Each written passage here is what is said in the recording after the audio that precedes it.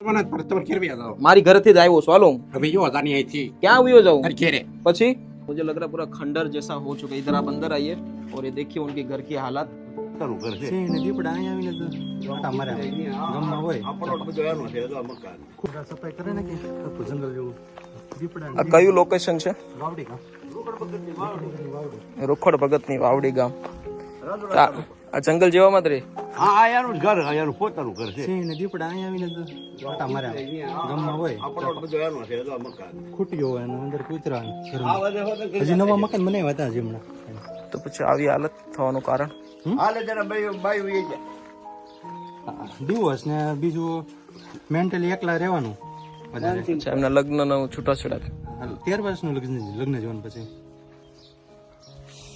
દિનેશભાઈ પાંચસોરિયા એટલે મૂળ એ આઈના જ વતની છે આઈના જ આ ગામ બરોબર અને કેટલા વર્ષથી આવી સ્થિતિમાં છે 5 થી 7 વર્ષ આમ આ જ હાલતમાં બાકી બીજું કોઈ એમની દેખભાળ રાખી નહીં બાકી કન્ટિન્યુ ખેતીનું કામ કરતા કન્ટિન્યુ અચ્છા તો આ મકાન કોને બનાવી દીધા એને જ બનાવ્યા છે ખુદે 5-7 વર્ષથી આવી હાલત છે કોઈ મકાન બનાવ્યું પછી ત્યાર પછી જે ડિવોર્સ થયા ને ત્યાર પછી એકલવાયું જીવન હાથે બનાવવાનું રસોઈ બરોબર તો પછી અત્યારે જમવાનું ને કોણ આપે છે અમારે કાકાના ઘરેથી જાય તમારી ઘરેથી આવે? કન્ટિન્યુ 2 ટાઈમ બપોરે સાંજે ટિફિન આપી જાય બપોરે પાછું સાંજે ટિફિન આપી જાય એમનો દીકરો છે ને હા એમને ફોન લગાવો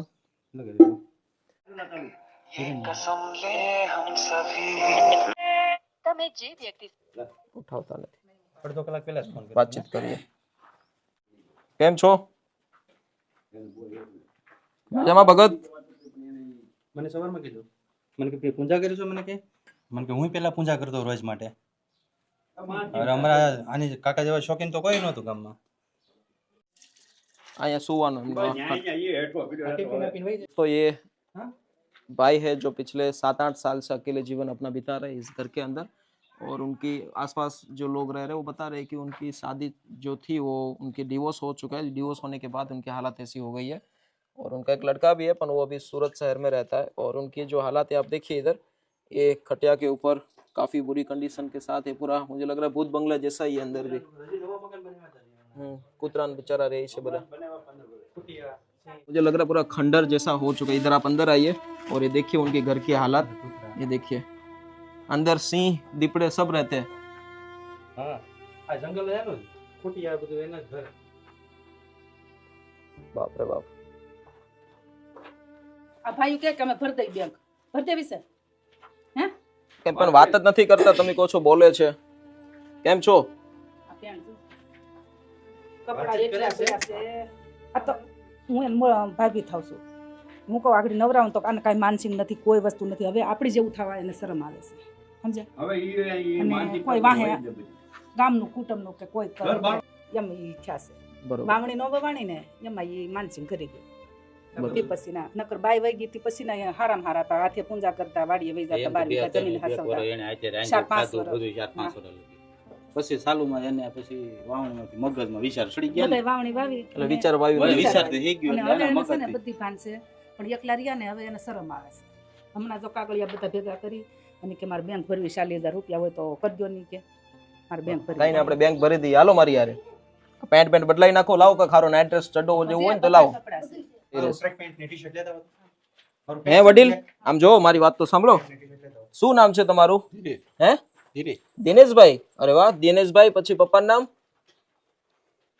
હું બેસું અહીંયા મારા તમને કઈ વાંધો નથી મને શું વાંધો તમારા પપ્પાનું નામ સંભવ છે શંભુભાઈ અટક પાંચસોરી પાનસુરિયા તો આવી રીતે કેમ રહ્યો છો જંગલી જેવું જીવન શું કામ જીવો છો હે શરમ આવે છે તમને જીવતા સારું તો આમ જો કેટલા દિવસથી નાયા નથી પાણી નહીં આવતો એ ઘરમાં નથી આવતો ને પાણી એટલે નથી નાતા તમે આપણે હાલો પાણીની વ્યવસ્થા કરાવી દઈએ આ બધું તમારા વ્યવસ્થિત કામ જો તમારું જીવન આમ આપણે દિવાળી હવે કાલથી નવું વર્ષ છે નવા વર્ષની નવી શરૂઆત કરીએ પછી શું કેવું તમારું તમારે કેટલી મંડળી કેટલી ભરવાની છે પૈસા કેટલા ભરવાના છે નોંધણી બોનસ બેંકમાં બેંકમાં કેટલા ભરવાના છે લાખ લાખ રૂપિયા વધી ગયા 40,000 માંથી ડાયરેક્ટ બેંકમાં પૈસા લેવા લાખ રૂપિયા લેવાના છે ક્યાં છે તમારી ચોપડી ને બધું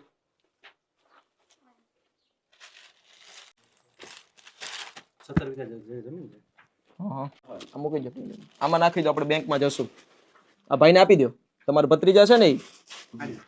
તમે નાખી દો, તમે નાખી ક્યાં છે ભાઈ પાણીની? નવરાવાની હા અહીંયા જો આપણે બહાર લઈ હા તો હાલો આપણે પેલા છે ને મસ્ત નાઈ લઈ, ભાઈને આપી દો. હાલો ઊભા થાવ. અરે આમ. હે હાલો ઊભા થાવ. તમારે ઘેર વ્યા જાઓ. મારી ઘરેથી જ આવ્યો છું. હાલો હું. હવે જો હજારની અહીંથી ક્યાં આવ્યો જાઉં તારી ઘેરે પછી? હાલો ઊભા થાવ. નથી જવું. આમ જો આમ જો 2-5 જણા અમે ચોટશું ને તમે એકલા જવું પછી કઈ નહીં. હાલ હાલો ને કે પ્રેમથી ઊભા થઈ જાઓ કાકા હાલો હાલો જાઓ ઠેલી પ્રેમથી સમજાવું છું, સમજતા નથી. હાલો ઊભા થાવ. ઉભા થાય ને હાલો. આગળ લઈને વયા જા તો ઉભા રહેવા હામું જોઈએ હાલ, પાણી જોઉં છું. પકડો ને ભાઈ. ફોટા લઈ જાય એની કરતા અહીં નાઈ કરી કે છે તે दोस्तों पिछले 7-8 साल से एक ही घर के अंदर अकेले रहने के कारण आज स्थिति उनकी ऐसी हो गई है और आसपास जो उनके पड़ोसी सब बता रहे हैं कि पता नहीं क्या हो सकता है. कागड़िया क्या है भाई?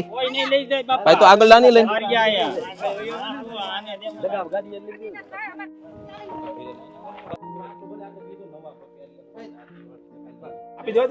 દિનેશભાઈ આમ જો તમારી જમીન તમારો પ્લોટ કોઈ કઈ નહીં લઈ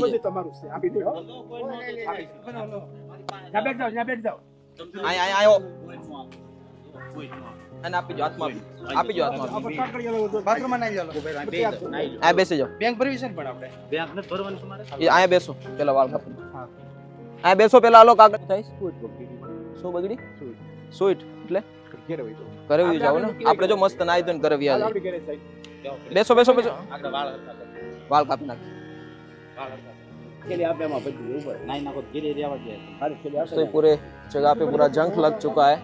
ये देखिए आप, शायद और भी ज़्यादा टाइम लगा दे तो बहुत बुरी हालत हो सकती थी. और भाई को बार बार अपने जो ज़मीन के और प्लॉट के जो दस्तावेज है वही याद आ रहे क्योंकि उनके साथ पता नहीं भूतकाल में बहुत बड़ा हादसा भी हुआ हुआ रहता है.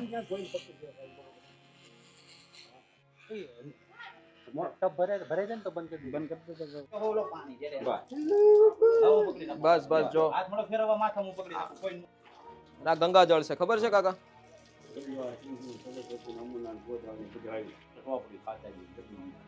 અમારા કાકા નીકળો ભગવાનનું નામ તો લે હર હર મહાદેવ મહાદેવ. ये देखिए एक ही पैंट पिछले काफ़ी टाइम से पहना था और आज काफ़ी सालों के बाद वो वापस से नहा रहे और ये सभी रिश्तेदार हैं उनके. बट चलो ठीक है, आज दिवाली का टाइम है तो भाई की ज़िंदगी को नया बनाते हैं. बराबर ने? હા पैंट करना खोलो, મારો કાકા पकड़ो रुमाल आगो रखो. आप पकड़ो. हाथ लो तो नक कटर लो खाली ના કાયા કટ કટ जरी. મમ્મી ચા હા હા જો